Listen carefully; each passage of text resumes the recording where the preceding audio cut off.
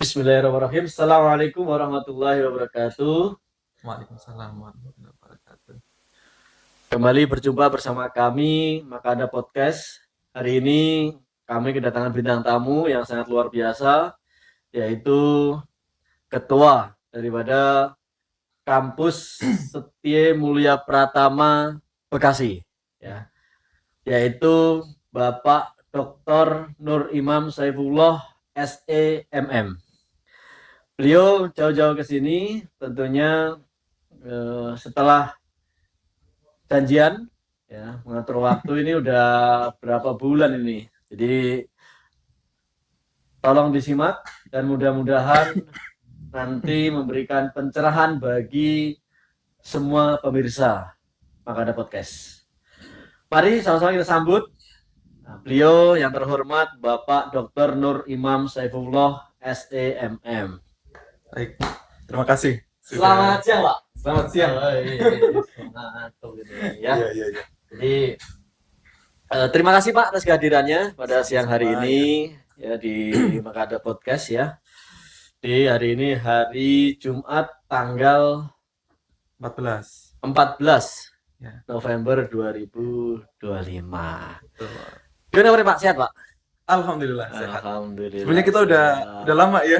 Janjiannya lama nih. Janjiannya lama. Waktu beliau sibuk nih. Iya. Kan Mungkin ngurusin kalau ini. dibilang sejak saya menjabat awal itu Siap. kita ketemu sempat ayo bikin podcast gitu ya. Tapi karena kesibukan akademik yang memang PR-nya ya bisa dikatakan kita membereskan angkatan yang mau wisuda kemarin. Hingga akhirnya ya baru sekarang ini kita ada waktu, ya kenapa enggak gitu ya. Jadi Itulah. hari ini lagi kosong Pak ya ceritanya ya? Ya kalau ngomong kosong sebenarnya nggak ada ya. Oh. Nggak ada waktu kosong. Orang sibuk. Orang sibuk. Katanya orang sibuk begitu, nggak ada waktu kosong gitu ya. Iya. Jadi sebenarnya kita lagi ada kesibukan mempersiapkan untuk ini kebetulan udah akhir tahun ya. Siap. Menjelang akhir tahun Desember kita udah persiapan untuk nanti di tahun 2026 gitu. Jadi perencanaannya itu sedari sekarang. Ya, nanti disampaikan mungkin di awal Januari itu kita akan melaksanakan raker gitu ya. Raker atau rapat kerja. Siap. Untuk rancangan yang di 2026 mana yang disahkan, dan itu semua unit lagi mempersiapkan untuk membuat dokumen rencana kerjanya. Tentang biodata Bapak. Oke. Sebelum sampai kepada titik menjadi ketua Kampus Setie Mulia Pratama, mungkin bisa sampaikan Pak pada pemirsa biodata pendidikan Pak atau background pendidikan Bapak sebelumnya dari mana, asal usulnya mungkin, terus kuliahnya di mana saja kok sampai sekarang masih muda, ya kan? Udah bergelar dokter, ini sangat luar biasa Pak. Nah ini menjadi apa ya semangat bagi kami yang mohon maaf ya selama ini kami mungkin melihatnya antara teori dan praktek itu lebih ke prakteknya Pak. Kalau teori kan bicaranya kadang kita belajar teori tapi prakteknya tidak sejalan, ya kan? Tapi kan praktek tambah teori kan juga ngawur itu nanti kan. Iya. Tidak berdasar. Iya. Maksudnya gitu loh. Iya. Atau setidaknya praktek kalau diimbangi dengan teori itu kalaupun menyimpang nggak jauh gitu ya. Masih di koridor yang benar lah paling tidak. Menyimpangnya koridor yang benar, bukan menyimpang yang koridor sudah masuk ke arena salah gitu ibaratnya atau keliru. Baik, disampaikan. Terima kasih. Jadi saya apa nih kalau cerita ini mau dari SD kan? Mungkin lahir di mana Pak? Saya asli kelahiran di Banjarnegara, suatu kabupaten di Jawa Tengah yang mungkin orang memandang itu terkenalnya justru karena kalau dari kulinernya dawet ayu, dawet ya, air minum. Mungkin teman-teman tahu dawet lah. Ya. Kalau dari sisi yang ekonomi itu dilihatnya sebagai daerah yang penghasil pertanian. Oleh karena itu UMR atau UMK di Kabupaten Banjarnegara itu terendah se-Jawa Tengah. Gitu. Tapi meskipun terendah se-Jawa Tengah bukan berarti kemiskinan itu paling tinggi se-Jawa Tengah. Enggak. Ya, saya membanggakan sedikit lah Banjarnegara gitu ya. Siap, siap. Gitu. Nah, lahir di situ, sekolah SD, SMP, SMA juga di Banjarnegara. Saya pindah ke kota lain itu karena kuliah. Ya, kuliah S1, S2 di Purwokerto. Kalau sekarang mungkin kampusnya namanya UIN Purwokerto. Kalau yang S1, S2-nya saya dari Universitas Jenderal Sudirman, Purwokerto. Itu praktis saya masuk S1 2013, lulus 2017. 2017 masuk S2, lulus 2019. Nah, setelah lulus itu dosen pembimbing saya waktu itu namanya Profesor Camio. Apa beliau, Pak? Coba tonton nanti ya. Prof Camio, sehat Prof. Makasih Prof bimbingannya. Itu yang mendorong saya untuk waktu itu dibilang Mas Nur tuh saya lihat masih semangat bergelut dengan ilmu gitu ya, mengarungi dunia pendidikan. Nah, itu yang akhirnya beliau membuka ruang untuk coba ini ada beasiswa kalau berkenan daftar. Gitu. Jadi waktu itu saya sebenarnya nggak ada pikiran untuk sampai ke S3 itu nggak ada. Itu tadi Banjarnegara lebih ke pertanian. Orang tua saya petani, tapi bukan yang punya lahan, tapi buruh taninya malah. Kalau bisa dikatakan seperti itu. Jadi dari situ sebenarnya mimpi untuk menjadi, apalagi sekarang bergelar S3 itu nggak ada sama sekali. Cuman mimpinya waktu dulu itu kepengen jadi pendidik, iya, gitu ya, menjadi pendidik. Dan waktu itu kan minimal untuk menjadi pendidik kan di zaman itu udah harus bergelar S1 ya. Siap. Itu mau di SD, SMP, SMA sama bergelar S1 gitu. Jadi orientasi saya dulu seperti itu. Cuma setelah saya mencoba untuk menjadi pendidik, khususnya di SMA, itu mengalami berontak gitu, bahwa nggak bisa saya kalau di dunia pendidikan SMA. Gitu. Mungkin karena saya orangnya nggak sabaran. Jadi harus menghadapi anak-anak SMA, apalagi SMA ya, itu lagi masa-masa puber lah ya. Iya, masa puber lah. Mungkin Masnya pernah mengalami Pernah, Pak. seperti apa ya? Masa mulai nakal-nakal sedikit gitu ya. ABG lah gitu. Itu saya nggak bisa. Jadi saya mungkin jadi pendidik ya, dan opsi lain adalah jadi dosen. Ternyata untuk menjadi dosen harus minimal bergelar S2. Sudah kepikiran ke sana, Pak? Iya, kepikiran. Gitu. Jadi waktu lulus S1 tuh saya kejar sampai S2. Dan fokus kuliah, Pak, nggak kerja. Nah, ini yang unik. Menurut saya teman-teman bilang keunikan saya di sini. Jadi di saat teman-teman itu bagaimana caranya kuliah sambil bekerja, saya justru gimana caranya kuliahnya fokus tapi di sisi lain saya menghasilkan duit. Nggak kerja tapi menghasilkan duit. Nah, itu yang saya akhirnya berpikir apa gitu ya. Ya, sesuatu yang tepat yang bisa menghasilkan duit tanpa saya harus bekerja ekstra gitu, atau mengambil porsi waktu untuk bekerja. Dan saya waktu itu gunakan untuk menulis. Berkarya ini, Pak. Iya, berkarya lewat tulisan. Gitu. Jadi saya dulu ya dari semester 1 mengalami fokus ke dunia menulis tuh mulai semester 1. Dan itu di komentar habis-habisan sama pembimbing saya waktu itu, karena nulisnya itu masih di kertas, masih pakai tulisan tangan, padahal zaman itu sudah komputerisasi. Ya saya tahu karena saya nggak punya laptop. Kita nggak punya laptop, jadi kalau mau menulis sesuatu tuh ya harus di kertas dulu. Punya bakat di situ, Pak. Sebenarnya bukan punya bakat sih, tapi diasah. Nggak punya sebenarnya, tapi ketemunya di situ. Artinya kan kemauan ada, Pak. Ya, berarti kan kemauan dulu nih. Iya. Kita bicara kan kemauan. Kadang orang kemampuan, tapi kalau ada kemauan juga nggak bisa, Pak, disampaikan gitu loh. Iya, tapi kalau punya kemampuan nggak diasah pun itu hal yang nggak berguna jadinya. Berarti nulisnya dalam bentuk novel, jadi sebuah No, novel. bukan novel, Apa? lebih ke karya ilmiah. Karya ilmiah. Iya, Oh, ini luar penelitian. biasa. Penelitian lebih lagi nih, Pak. Ya, nah dari situlah mulai saya kenal pertama kalinya tuh awal nulis tuh ya pasti ditolak-tolak gitu ya sama Iya. dosennya. Ya tulisan apa seperti ini kayak gitu. Nulis tuh begini-begini. Tapi dari situ aku belajar nulis tuh ada strukturnya. Harus tahu mana pendahuluan, Oke. mana klimaks Iya.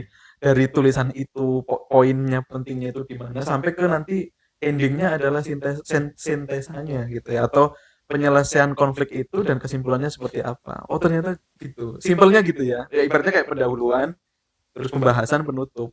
Oke. Nah, tapi kalau di karya ilmiah kan lebih lebih rigid lagi. Iya. Nah, dari situ tuh saya pernah satu kali proposal itu dapat 10 juta. Oke. 2014 tuh. Hasil apa? Proposal Bapak atau hasil karya ilmiah Bapak Mm-mm. yang mungkin tersebar atau mungkin banyak dikenal orang apa Pak? Mungkin bisa disebutin biar kita juga tahu nih. Karya ilmiahnya lebih ke ekonomi sih. Oh. Iya, lebih mendalami tentang ekonomi. Itu. Oh, memang basic Bapak di situ diasah terus. Iya, biasa terus. Luar biasa. Itu. Nah, dari situlah mulai mulai tuh oh, ternyata nulis itu menghasilkan dan nggak harus kerja. Istilahnya nggak harus kerja yang aku ngambil waktu misalnya jam 7 pulang jam 5 kayak gitu enggak. Tapi justru di saat aku kuliah, aku masih bisa dan itu bisa dikerjakan di kampus, di perpus, di rumah, bebas. Mau dimanapun, yang penting punya laptop. Waktu itu ya. Oke. S2, S3-nya mana, Pak? S2 kan Purwokerto. Iya. Unsud, Unsud S2-nya di ya, Unsud. Unsud. S3-nya, Pak? S3-nya di Universitas Hasanuddin, Hasanuddin Makassar. Makassar. Iya, Dari Pulau Jawa pindah ke Makassar. Makassar. Heeh. Jauh amat. Iya. Enggak lah masih di Indonesia itu. Tapi kan udah pulau. Iya, kalau udah beda pulau ya. Beda budaya juga Kulturnya ya. iya beda. Kulturnya beda. Budaya baik budaya lokal masyarakatnya ataupun budaya akademiknya agak berbeda juga dengan teman-teman di Jawa. Kok bisa geser ke sana? Gimana Nah, ceritanya?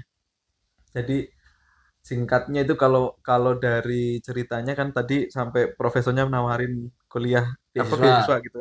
Siap. Nah, dari situ oke lah saya coba apply. Oke. Saya coba apply beasiswa itu, tes sekian rangkaian panjang tesnya. Akhirnya ternyata di endingnya itu kok saya lolos. Berarti memang hebat, Pak.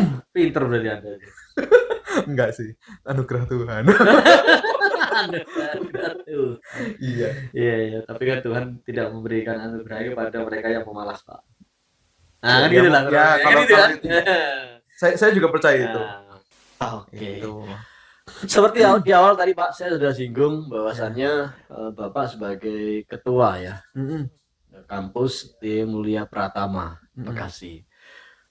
Mungkin bisa diceritakan dulu Pak dari sejarah kampus di Mulia Pratama sama lokasinya Pak. Jadi Oke. agar penonton ya pemirsa itu Ya. tahu keberadaan kampus di Mulia Pratama. Ya, siap. Sebenarnya saya pemain baru nih. Kalau Oh, kalau dibilang apa namanya di Setia Mulai Pratama itu saya pemain baru. Saya masuk 2023. Jadi sebenarnya kalau ngomong cerita sejarah mah itu harusnya yang diundang itu yang sudah dari awal ya membersamai kampus hingga saat ini. Harusnya begitu. siap. Tapi mungkin saya bisa cerita sedikit saja atau yang saya ketahui secara singkatnya kampus ini tuh sudah lama berdiri sebenarnya. Tahun 98. Tahun 98. Iya. Reformasi ya. Iya, masa-masa rusuh. Mungkin kita saksi hidupnya. saksi bahwa di masa Mei Saya masih 98 itu SD, Pak.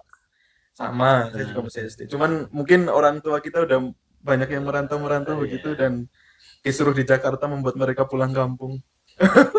Mungkin ya. Nah, dari situ 98 kampus ini berdiri, didirikan oleh namanya Haji Abadi Ika Setiawan, ya. Dan beliau meninggal di masa COVID 2021, seingat saya, ya. Koreksi teman-teman dosen kalau saya salah, gitu. Nah, sayangnya selama berarti sudah berapa tahun? 27 tahun kurang lebih ya. Dari 27 tahun. Kampus ini tuh kalau dilihat perkembangannya menurut saya udah bagus sebenarnya. Dia track recordnya di jalur yang tepat begitu ya. Di awal pendiriannya setahu saya awalnya di Ruko di Jakarta gitu ya. Awal di Ruko terus sempat pindah ke geser-geser kemana-mana gitu ya. Sampai akhirnya menemulah titik di Bekasi, dan Bekasi pun waktu itu masih di Jalan Juanda setahu saya. Oke. Ya. Sekarang lokasi di mana, Pak? Sekarang lokasi di Jalan HM ya, HM Joyo Martono. Nomor kafling 5, Bekasi Timur, Kota Bekasi. Patokannya, Pak, mungkin? Patokannya dari mungkin teman-teman tahu tol timur gitu ya. Oke, tol timur. Keluar tol timur, ambil kiri. Nah, dia tepat lokasinya sangat strategis di perempatan Bekasi di tol timur itu. Artinya secara tata letak mudah dijangkau, Pak, dari mana-mana. Itu kalau misalnya dari Cikampek keluar tol timur, ya kan? Bisa. Kiri. Teman-teman dari Jakarta juga sangat mudah kalau mau ke kita sebenarnya. Wah, ini menjadi salah satu kelebihan, Pak, bagi pemirsa semua yang sedang mencari kampus, Pak. Betul. Ya, karena tata letak Ya, itu sangat berpengaruh terhadap apa ya namanya akses ya. Akses bagi teman-teman semua yang sedang mencari tempat kuliah, gitu ya. Karena kalau tempatnya sulit dijangkau itu menjadi kita itu menjadi daya tarik lah. Jadi kalau konsumen itu mungkin keputusan akhirnya menggunakan gitu ya, atau memilih kampus itu secara lokasi ya, kami sangat strategis. Nah, tetapi ngomong itu kan sebenarnya sekarang tidak hanya lokasi kan. Siap. Seperti di dunia pemasaran saya kira juga tidak hanya place yang mempengaruhi. Ya mungkin kalau teman-teman manajemen pemasaran sangat familiar gitu ya, bahwa ada produk misalnya, kemudian price, place gitu kan, sampai ke promotion misalnya yang 4P sering disinggung bauran pemasarannya, atau mix apa namanya, marketing mix gitu ya. Nah, tapi dari sisi itu kita kelebihannya gitu ya. Kelebihannya dari posisi sangat strategis. Nah, ini yang mungkin tadi betul disampaikan menjadi pertimbangan teman-teman mengambil atau memilih untuk di kampus Setia Mulia Pratama. Nah, adapun dari sisi produk, nah itu yang lagi kita garap. Oke, kita bicara produk, Pak. Ya kan? Berarti kan bicara jurusan ya. Betul. Ada berapa jurusan, Pak, di sana? Ada 3. Ada 3 jurusan. Nah, mungkin bisa disebutkan, Pak, atau disampaikan kepada pemirsa. Jadi yang pertama untuk menjawab kebutuhan teman-teman yang setelah lulus SMA misalnya, atau SMK dan sederajat gitu, kita membuka 2 program studi. Karena kita namanya Sekolah Tinggi Ilmu Ekonomi, tentunya di bawah naungan ilmu ekonomi. Ada satu S1 manajemen dan yang kedua S1 akuntansi. Itu. Nah, 3 jurusan yang satunya adalah untuk menjawab tantangan kebutuhan hari ini, di mana mungkin teman-teman yang sudah mencapai gelar S1 menjadi sarjana itu juga punya tantangan untuk naik jenjang karir misalnya, ataupun mengasah kemampuan diri menjadi dosen dan sebagainya, praktisi yang itu paham tentang ilmunya. Kita buka jurusan S2 gitu. Dan S2-nya adalah Magister Manajemen. Nah, berarti itu sangat luar biasa, Pak. Artinya untuk atau bagi teman-teman yang sedang mencari kampus ya, mencari lembaga ya, perguruan tinggi. Nah, kampus Setia Mulia Pratama ini sangat menjanjikan, Pak, ya sebenarnya. Iya. Bisa dikatakan malah teman-teman ini bisa jadi pilihan pertama. Iya. Kalau di Makada, Pak, ya produk sebelah kita nih, unit bisnis kita yang sebelahnya itu jadi pilihan pertama karoseri ambulan, Pak. Nah, kalau ini pilihan pertama pendidikan S1. Khususnya kalau teman-teman yang mau ke jurusan ekonomi ya, akuntansi atau manajemen. Iya.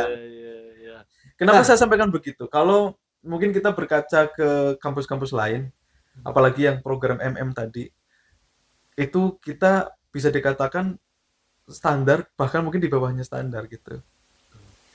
Bukan kualitasnya ya, tetapi price-nya, biaya pendidikannya gitu. Kita masih menggunakan sistem SPP gitu ya. Kalau teman-teman di perguruan tinggi lain mungkin sudah menggunakan UKT. Dan kita kalau misalnya Anda selesai di semester 7,5 misalnya, 7,5 semester udah selesai, itu semester berikutnya udah nggak perlu bayar lagi. Karena SPP-nya berakhir di situ.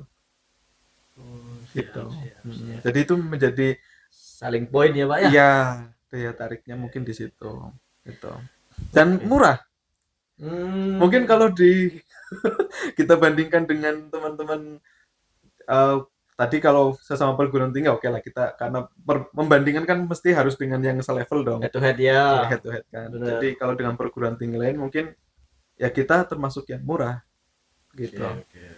Murah. Spill dikit, Pak. Apa tuh? Sedikit aja spill. Oke, apanya nih? SPP-nya berapa, Pak? Biar pemirsa, Iya. ya kan? Ini tahu, Pak. Dan juga mindset, Pak. Ya, mindsetnya itu kalau kuliah itu biaya mahal, Pak. Ya. Mungkin bisa di-spill dikit, Pak. Oke. Kalau SPP itu kita di angka 450, Mas. Murah, Pak. Iya. Kalau itu standarisasi, mohon maaf ya, Pak ya. Dengan sekolah SD mungkin ya. Anak saya nih lebih murah ini. Jadi cukup terjangkau ya kali ini ya. Cukup terjangkau ya. Betul. Oke. Terus kita bicara segmentasi market, Pak. Oke. Ya, tentunya kampus ini kan menjadi sarana dalam bisnis dunia pendidikan, Pak. Ya, kita nggak mungkiri itu ya. Ya. Kita nggak mungkiri itu di mana memang di dalam dunia pendidikan itu kan juga mahasiswa butuh ilmunya. Kampus sebagai lembaga ya diakui oleh negara mengeluarkan daripada sertifikat, ya kan? Ijazahnya nanti di situ kan.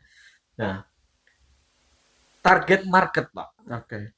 Target market di kampus Mulia Pratama itu kemana, Pak, arahnya? Artinya tujuannya itu sebenarnya yang yang dicari atau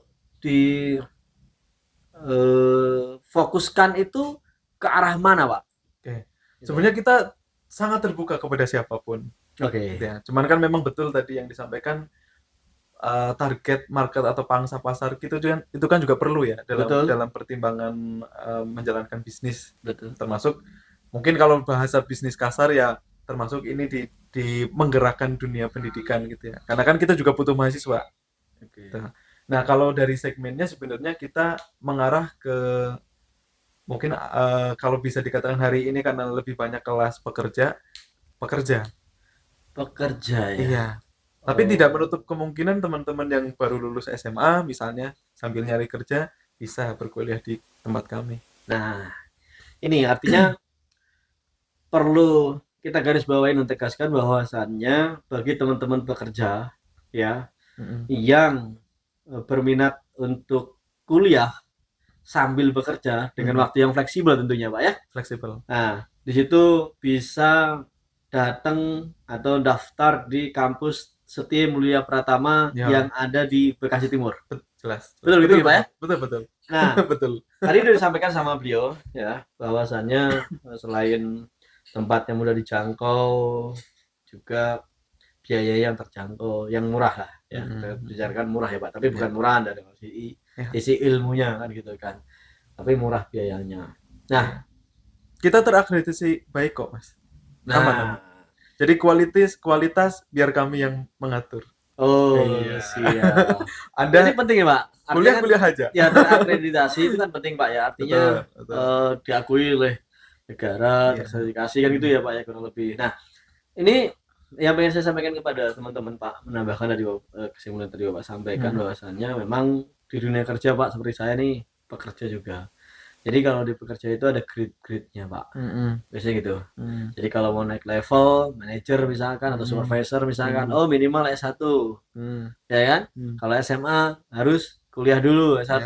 Walaupun itu sebenarnya ijazah itu selembar kertas, Pak. Betul. Isinya teori, Pak. Iya. Tapi ibaratnya kita bawa motor. Ya, kita mungkin bisa bawa motor, Pak. Tapi kita nggak punya SIM. Nah, disitulah ya fungsi atau keberadaan lembaga ini, Pak.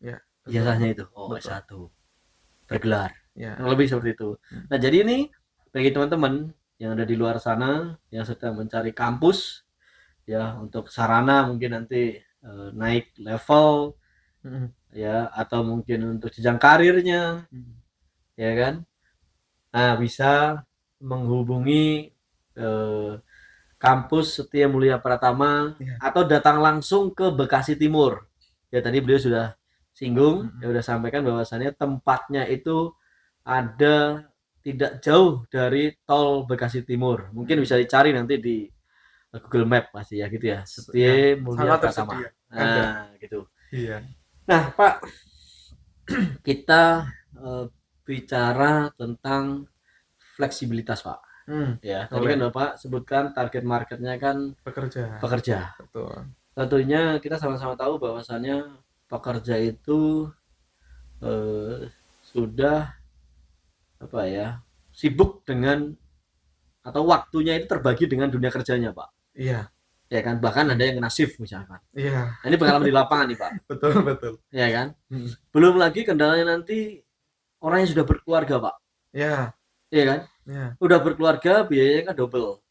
Mikirin kuliah. Itu apa ya, Pak? Menjadi tantangan tersendiri gitu loh. Ya Iya, kan? iya. Nah, Yang itu yang kita analisis justru. nah, strateginya seperti apa dalam dalam penerapan dunia pendidikan ini, Pak? Mungkin dari pembelajaran seperti apa, Pak? Oke, kalau pembelajaran kita sebenarnya kalau dari sisi yang biasa kita lakukan adalah ada kelas pagi, ada Kelas kelas pagi. malam, Oke. dan teman-teman pekerja juga dibebaskan mau masuk di kelas yang mana. Bisa milih. Bisa milih. Oke, Kan fleksibel ya. pekerja shift itu juga tidak selamanya malam kan. Siap. Terkadang dia juga kena shift pagi yang akhirnya kuliahnya harus di malam bukan di pagi. Oke. Karena paginya bekerja, malamnya kuliah. Atau dibalik kadang malamnya yang bekerja, paginya yang harus kuliah gitu. Oh, oke. Iya Kita itu. fleksibel dari sisi itu. Kemudian kita juga apa namanya? Kelas itu dibuka mulai jam 9 pagi. Oke. Untuk kelas pagi dan kelas malam itu mulai setengah 7 setelah sholat maghrib. Oke, artinya Gitu ya. bisa menyesuaikan lah kalau Bisa itu bagi menyesuaikan. pekerja kan mungkin yang kena shift ini berangkat apa pulangnya jam 6 Iya, bisa istirahat bisa. ya kan. Karena strategisnya itulah. Jadi kalau teman-teman misalnya pulang dari Cikarang misalnya gitu ya, Iya. ke Bekasi atau dari manapun Jakarta misalnya, turun di Bekasi Timur, itu bisa langsung kuliah gitu. Jalan kaki Oh. aja nyampe. Berarti benar-benar dekat Pak ya dari tol Bekasi Dekat, Timur itu ya. dekat, dekat. Nggak perlu nge-grab lah. Oh. Jadi hemat di ongkos kan. Nah, Siap, siap, gitu. siap, siap. Nah, menjawab tantangan masa kini, Pak, Ah ya. yaitu tentang dunia digital, Hmm. online. Hmm. Nah, terkadang apa ya, kita itu mulai lagi, Pak, karena udah capek, tapi tuntutan daripada perusahaan, Hmm. ya kan, atau Hmm. mungkin kedinasan, ya bagi mungkin misalnya Ya, di ASN, misalnya pemerintahan. gitu pemerintahan kan, gitu. Terkadang kan, apalagi udah berkeluarga, Pak. Mm-mm. Ya, kalau misalnya nggak bisa kelas pagi, nggak bisa kelas malam itu Nah, seperti apa, Pak? kita kita sediakan blended learning gitu ya, atau hybrid learning gitu. Jadi mode offline dan online itu gabung. Hmm, Kita sediakan juga yang online, Mas. Jadi tanpa mengurangi kualitas tentunya ya. siap. Tetap tetap disetarakan dengan kualitas bagaimana kita mengajar secara offline, tapi di online juga standarnya tetap sama begitu. Penugasannya sama, materinya juga sama, yang disampaikan juga sama. Hanya mungkin eh, karena keterbatasan itu, misalnya teman-teman bukan bukan terbatas sih, tapi ada banyak sekali yang harus dikerjakan sehingga mungkin tidak bisa kuliah secara offline begitu. Nah, kita buka kelas itu. Nah, itu bisa dilakukan. Itu. Jadi Oke. secara sinkronus ya bahasa kita. Sinkronus itu tersambung dengan media internet dalam hal ini. Nah, itu yang sekarang sudah banyak dilakukan oleh teman-teman perguruan tinggi lain juga melakukan yang sama.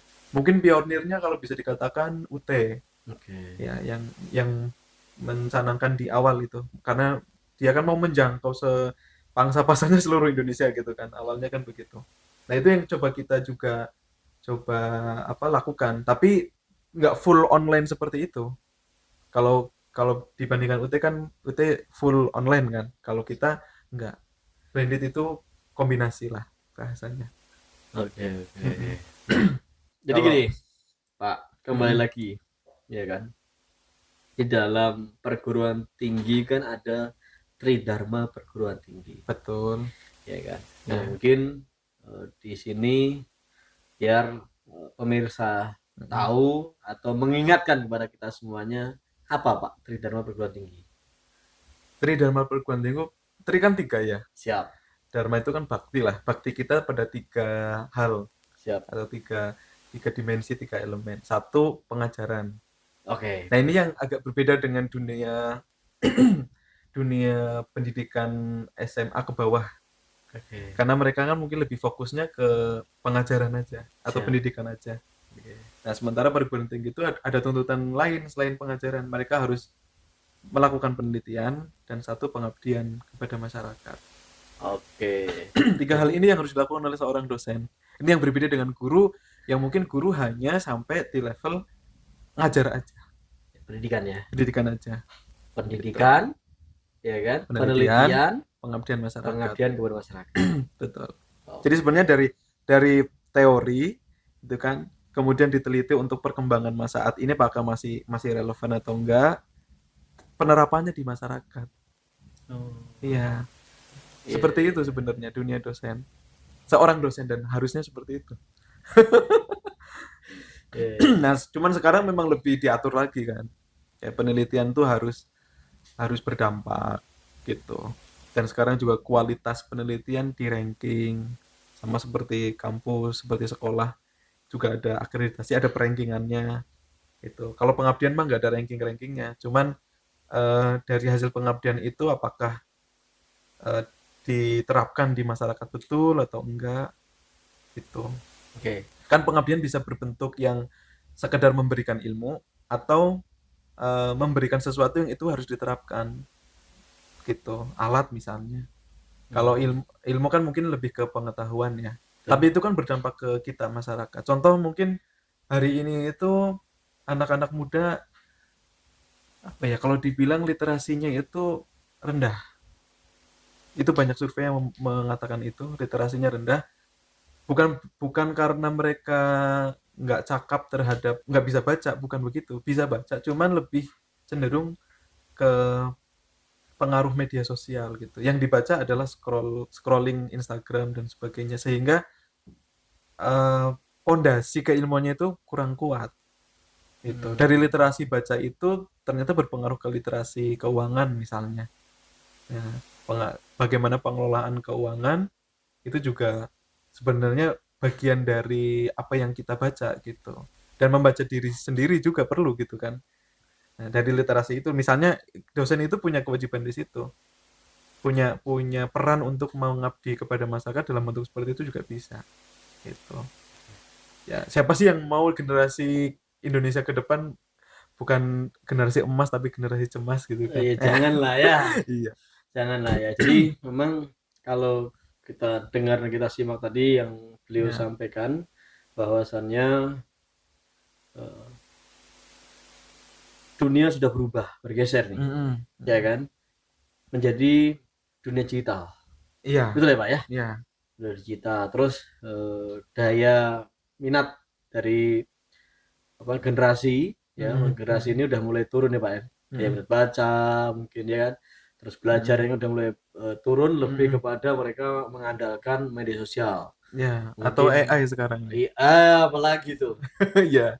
Karena hampir semua bisa dijawab sama Eh, AI sekarang. iya. Gitu. Tapi kan itu apa ya Pak? Mesin ya itu. Berarti kan Iya, bukan nurani yang bicara. bukan, bukan. Itu kan karena data-datanya ada Iya, dikasih ke dia gitu kan. benar. Benar artinya eh, kalau kita bicara kampus Setia Mulia Pratama yang Mm-mm. dalam hal ini fokusnya lebih kepada apa namanya jurusan perekonomi Pak ya, ekonomi ya, Manajemen akuntansi, manajemen akuntansi dan magister manajemen. magister manajemen, maka itu diharapkan bisa menjawab tantangan waktu ke waktu gitu ya Pak ya. Iya. Karena kalaupun ibaratnya kita mohon maaf, misalkan selebgram contoh, Mm-mm. selebgram atau tiktokers. Nah, kalau dia nggak bisa manage keuangan, mereka nggak belajar ilmu ekonomi, itu kan Mm. jadi masalah juga, Pak. Iya. Nah, makanya di Oh. situ bagi pemerintah nggak mungkin, mohon maaf, eh, yang ya mungkin udah pinter lah cari duit. Ya, tapi kalau nggak pinter mengelola keuangan, itu kan juga jadi masalah. Iya. Nah, Iya, maka betul. belum terlambat nih bagi teman-teman yang mau berkuliah atau menjadi mahasiswa di kampus Setia Mulia Pratama Bekasi. Mm-mm. Terus untuk PMB Pak, Oke, kenapa penerimaan PMB? mahasiswa baru, Hmm. ini udah dibuka atau belum Pak? Kita buka sepanjang tahun, Mas. Oh kita buka? Iya, Hmm. gitu. Sepanjang tahun. Mungkin izin nomor telepon atau Oke, kalau mau ke websitenya silahkan ke www.stmpacid. Kalau mau ke situ, kalaupun misalnya nanti teman-teman buka di Google Map, misalnya cari Setia Mulia Pratama gitu ya. Nanti di situ ada kontak yang bisa dihubungi. Gitu. oh, Bahkan kita juga sudah menyasar ke Instagram Ads, apa namanya Facebook gitu ya, yang itu bisa mungkin saat-saat kalian teman-teman buka Instagram kok nongol lah itu bisa langsung dihubungi. uh, Gitu. dunia pemasarannya luas nih kan. Ya, sekarang pemasarannya sudah seperti itu, Mas. Iya, Dan iya, kita iya, ikuti. iya. Gitu. Ya, mungkin pada pertemuan hari ini ya Iya, kita cukupkan sekian Pak ya. iya, Di kami dari Makada Podcast mengucapkan terima kasih banyak atas keluhan sama-sama, waktunya, sama-sama. atas kehadirannya di Mm, sela-sela kesibukannya ya. iya. Setelah berbulan-bulan kita Iya, agendakan ngatur waktu, akhirnya waktu itu tiba di hari ini. iya. Dan mudah-mudahan apa yang Bapak sampaikan tadi tentang dunia pendidikan, Mm-mm. dunia sarjana, Iya. ya mahasiswa, Nah, siswa. ya itu bisa pemirsa dengar dan ketahui dan terkait dengan kampus, ya dunia pendidikan, teman-teman nggak usah khawatir karena kalau kita dengarkan tadi dari beliau, Bapak Dr. Imam Saifullah, Mm-mm. ya kampus Setia Mulia Pratama itu tempatnya sangat strategis dan mudah dijangkau. Dan tidak kalah pentingnya terkait dengan biaya, ya biaya pendidikan, ya keuangan. Tadi dia sempat singgung tadi 450 setiap bulannya. Iya, setiap bulan. Ya, setiap Jadi bulannya. kalau satu semester 6 bulan itu 3 juta. 3 juta. Oh, masih masih terjangkau Pak kalau untuk secara kampus ya. Dan juga untuk teman-teman yang mungkin sudah strata 1 ya pengen melanjutkan jenjang karirnya di S2 Mm-mm. ya.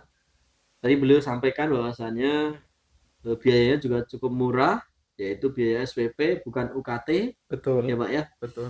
Nah diharapkan dari situ bisa menjadi penunjang ya karir bagi teman-teman semua yang di luar sana Mm-mm. yang sedang bingung mencari kampus atau perguruan tinggi. Iya. Silakan berbondong-bondong datang ke kampus Setia Mulia Pratama yang ada di Bekasi Timur.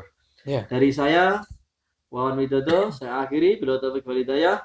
Wassalamualaikum warahmatullahi wabarakatuh. Waalaikumsalam. Terima kasih, Terima Bapak. kasih. Sama-sama. Iya. Luar biasa. Makada Podcast.